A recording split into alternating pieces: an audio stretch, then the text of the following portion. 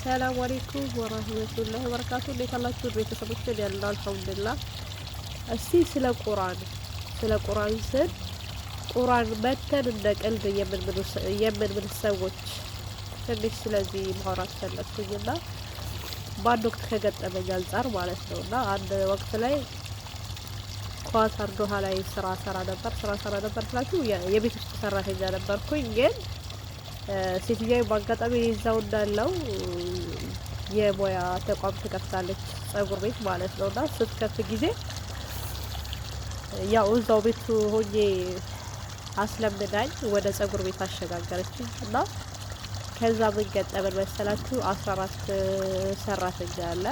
ቤቱ ትልቅ ቤት ነውና እኔ በዋነኛነት የተወሰድኩት እሷ ስለማትውል ቤቱ በቃ እንደ ራሴ እንድቆጣጠረው ነው የተወሰድኩት። እና ያው ትንሽም በባህሪም ቀልጠፍም ላለው ጎበዝም ነበርኩ በዛን ሰዓት። እና ያንን አስመልክታ ነው የወሰደችኝ። ከዛ እየሰራን ከዕለት አንድ ቀን ማለት ነው። እና ምን ሆነ፣ ጠዋት ላይ ገበያ የለም፣ ከስተማር የለም። ጠዋት ላይ እስከ ቀኑ 6 ሰዓት ከምሳ በኋላ የመጀመሪያ ስራ ነው የሰራውኝ።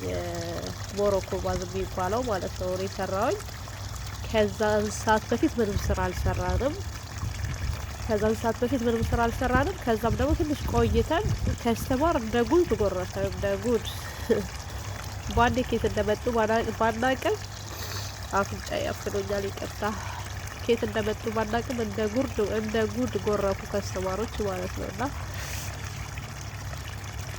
ከዛን እስከ ምሽት 4 ሰዓት በቃ ነፍሳችንን ሳናቅ ራሳችንን ጥለን ስራችን ሰራን። አልሐምዱሊላህ አሪፍ ገቢ ሰራን። ከዛ በዛች አጋጣሚ ምን ተፈጠረ?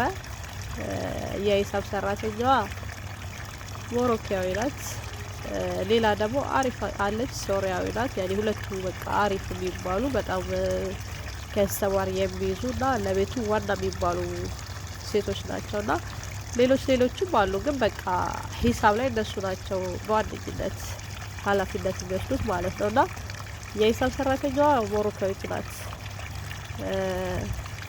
ከዛ እሷ ማታ ላይ ሹፌራችን የሴትዮዋ የግል ሹፌር ነው፣ ግን እሱ ነው የሚያደርሰው ሁሉንም ማለት ነው። እና ያው በሂሳብ ተስማምተው ከምትከፍላቸው ደሞዝ እንዲቆረጥባቸው ተደርጎ ሁሉንም እሱ ነው የሚያደርሳቸው። እኔም ወደ ቤት ተመላሽ ነኝ፣ እዛው አላድርም በወቅቱ ማለት ነው። በእርግጥ እዛው የሚያድሩ ሰራተኞች አሉ፣ ፊሊፒኖች ምናምን አሉ።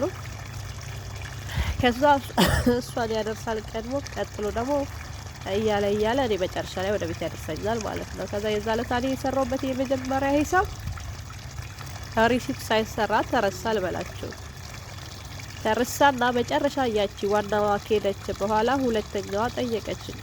ሂሳብ ስንሰራ እኮ ይሄንን ደረሰኝ አላስገባንም ማለችኝ። ሲቀጥል እኔ አረብኛ አልጽፍ አወራለሁ፣ ግን ብዙም እንትኑ የለኝም፣ አላነብ ማለት በቃ ብሞክር ራሱ እንደነሱ ፐርፌክት አይደለሁም። እና እኔ ታውቃለሁ፣ እኔ ለምን ጠይቅኛለሽ? እናንተ አይደላችሁ እንደ ሂሳብ የሰራችሁት አለ። ከዛ ደወለችላትና ጠየቀቻት። የዚህ ሂሳብ እኮ አላስገባንም፣ እንዴት የት ሄደ ትላታለች። ከዛ ስትላት ኧረ አልሰራነውም እንዴ? ከነ ምንም አላወቀችም። ኧረ አልሰራነውም እንዴ አለችና እስቲ የለበስኩት ጋውኔ ላይ እዩ አለቻት። ከዛ ጋውኑ ሲታይ የለም። ከዛ ስትላት እስቲ ኮሜዲናውን ክፈቺ አለቻት። ተከፈተ፣ የለም። ከዛ እንደዚህ ያያለች ብዙ ቦታ ፈለግን።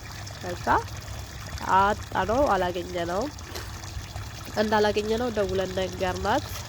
ከዛ መጨረሻ ላይ በቃ ነገ ስመጣ ፈልገዋለሁ አለች። ማለት እሷ ብዙም እንትን አላለችበትም፣ ትኩረትም ታርጋለሁ አለ።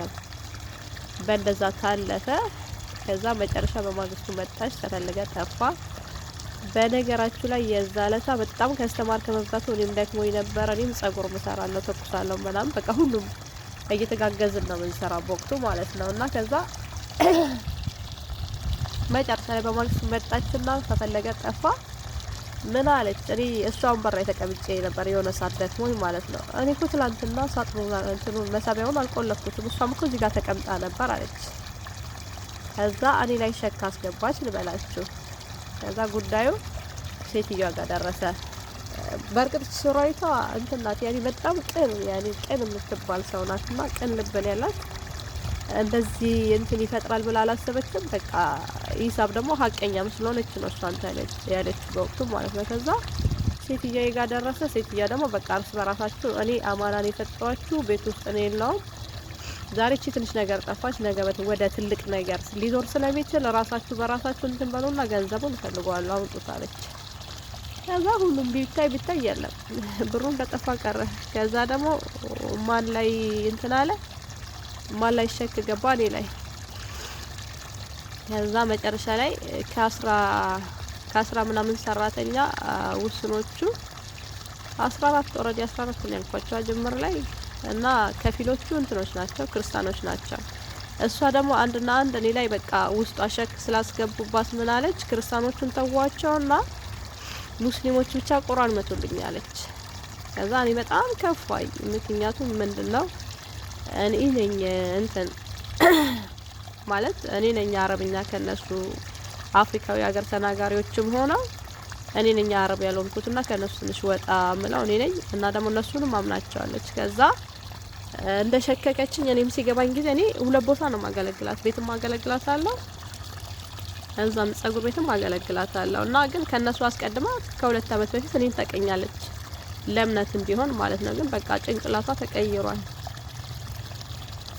ከዛ እንዴት እንደዚህ እነሱ ባሉሽ ነገር እንዴት እኔን እንደዚህ እንትን ትኛለች ስላት አንድ ሀዲስ ነገረችኝ። ማለት ላላያችሁት ነገር ላይ ምናምን በቃ የሆነ በቃ 100% ውስጧ ሸክ እንደገባባት ነገረችኝ። ከዛ በወቅቱ ማሉ ተባለ፣ ክርስቲያኖች ሳይሆኑ ሙስሊሞች ብቻ ይማሉ ተባለ። ጉዳዩ ወዴት መጣ? ወደ ሙስሊሞች። ያ የተደረገበት መንስኤ ምንድነው? እኔ ብቻ ስለተጠረጠርኩኝ ማለት ነው። እንዲሁም ስላችሁ አንድ ቆንጅዬ ያኔ ደስ የምትል የመናዊ ጓደኛ አለችኝና አውርተውበታል። እሷም አረብ አይደለች፣ አረብኛ ተናጋሪ ስለሆነች ተነጋግረውበታል በይበልጥ ማለት ነው። ከዛ በቃ ምኑ ፐርሰንት ሸካቸው እኔ ጋር ስለነበረ አንቺ ጋር ነው ሳትለኝም፣ ያው እሷም ተጠርጣሪ ናት። በእርግጥ የዛን ሰዓት እሷ የግንባሽ ቀን ነበረች፣ ጠዋት መምህር ናት፣ ከሰዓት ደግሞ እኛ ጋር ናት እና የዛን ሰዓት ትኖር አትኖር አላስታውስም። ከዛ ምን አለችኝ?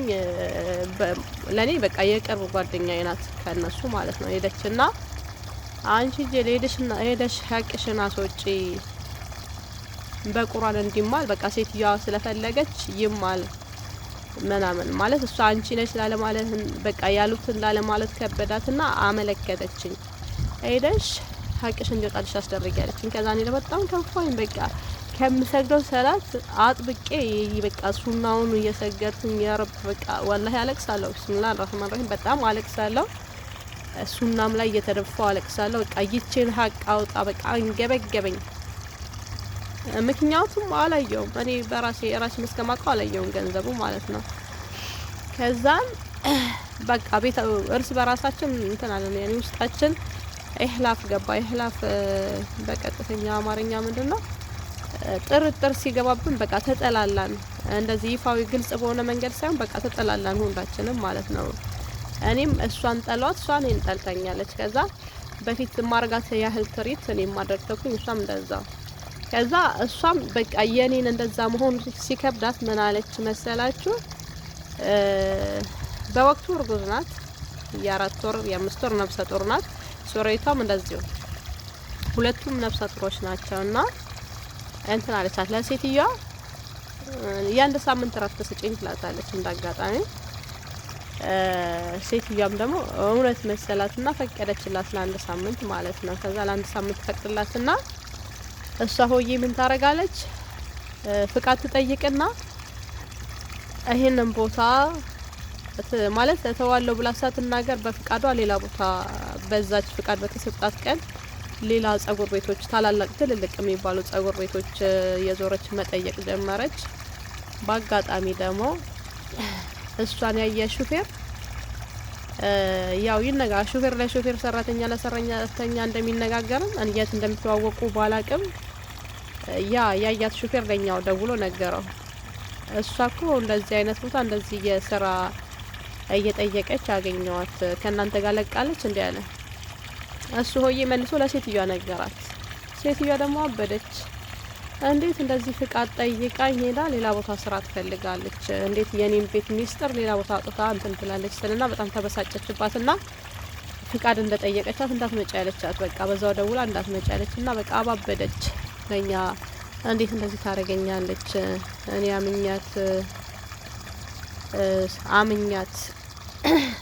አምኛት የራሴ ስራ እየተበላሸ በስ ቢያንስ በቃ ውስጧ ተጨንቋል፣ ጥሩ ስሜት አልተሰማትም በሚለው ያው ነፍሰ ጡር ስለሆነች የእርግዝናን ባህሪ ስለማውቀው ነጻነት ብሰጣት እንዴት ታደርገኛለች ምናምን አለችና በጣም ከፋት።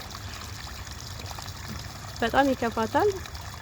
ከዛ እንደዚህ እያለ በቃ እኔም ከሴትዮዋ ተደባበርኩኝ። ከዛ እሷም ደግሞ እኔን ለማማበል ሙከራ እያደረገች ለምንድነው እንደዚህ የምትሆኚው ምናምን። እኔ ደበረኝ ምንድነው ጸጉር ቤት ከመሄድ በፊት ባህሪዬን በደንብ ታውቀዋለች። ቢያንስ 2 አመት ቤት ውስጥ አገልግያታለሁ። ከዛም እንደዛ በእምነት ነው እየሰራው ያለሁት እና ደግሞ በቃ ጉልበቴም አልሰስትም። ኦሬዲ የሚከፈለኝ በቂም ባይሆን እንኳን ያው ሙያውን ለማዳበር እዚህም እዛ እያልኩ ኦ ማይ ጋድ እዚህም እዛ እያልኩ ነበረ ማገለግላት። እንዳጋጣሚ ሌላ እዚህም እዛ እያልኩ ነበረ ማገለግላት። የሚቀጥለውን ፓርት በክፍል 2 ልቀጥል። ይቅርታ እዚህ ጋር ማቆም ግድ ሆኖብኝ ነው። ወዳችኋለሁና አበረታቱኝ። ላይክ፣ ሼር፣ ሰብስክራይብ እያረጋችሁ ሶሪ እና አለው በልኝ ውዶቼ።